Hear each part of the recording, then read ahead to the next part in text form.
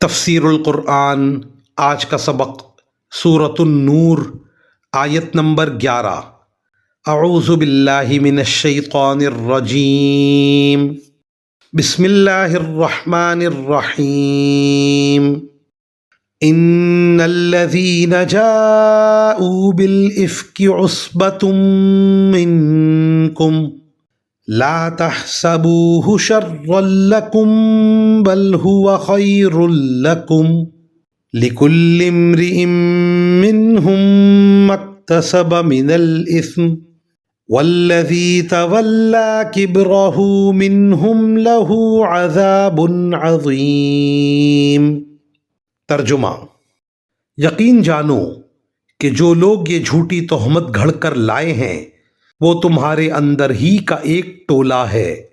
تم اس بات کو اپنے لیے برا نہ سمجھو بلکہ یہ تمہارے لیے بہتر ہی بہتر ہے۔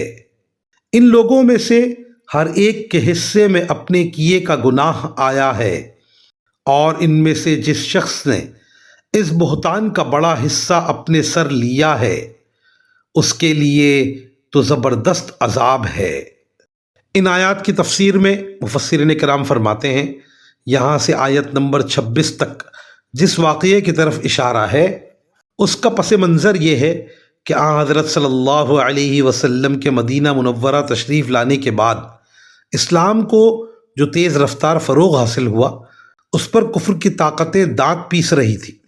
خود مدینہ منورہ میں ان منافقوں کا ایک گروہ موجود تھا جو زبان سے تو اسلام لے آئے تھے لیکن ان کے دلوں میں آن حضرت صلی اللہ علیہ وسلم اور صحابہ کے خلاف کینہ بھرا ہوا تھا، اور وہ مسلمانوں کو بدنام کرنے اور تکلیف پہنچانے کا کوئی موقع چھوڑتے نہیں تھے۔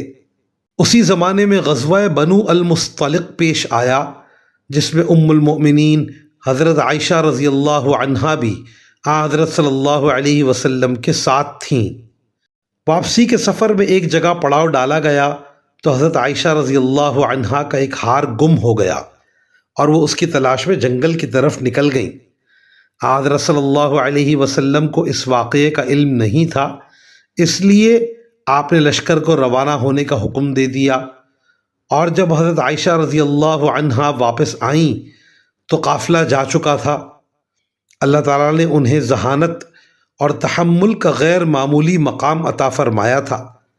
وہ پریشان ہو کر ادھر ادھر جانے کے بجائے اسی جگہ بیٹھ گئیں جہاں سے روانہ ہوئی تھیں، کیونکہ انہیں یقین تھا کہ حضرت صلی اللہ علیہ وسلم کو جب ان کی غیر موجودگی کا احساس ہوگا تو آپ ان کی تلاش میں اسی جگہ یا تو خود تشریف لائیں گے یا کسی کو بھیجیں گے۔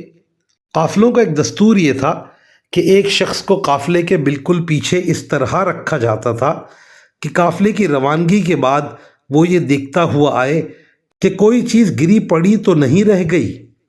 اس قافلے میں آپ نے حضرت صفوان رضی اللہ عنہ کو اس کام پر مقرر فرمایا تھا۔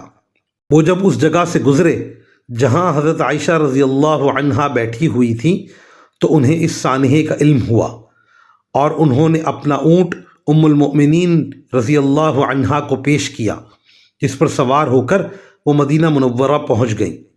اس واقعے کو منافقین کے سردار عبداللہ بن ابی نے ایک بتنگڑ بنا لیا کہ حضرت عائشہ رضی اللہ عنہا نے تنہا صفوان بن معطل کے ساتھ سفر کیا ہے، اور اس کی وجہ سے آپ پر وہ گھناؤنی تہمت لگائی جسے زبان سے نکالنا بھی ایک غیرت مند مسلمان کے لیے مشکل ہے۔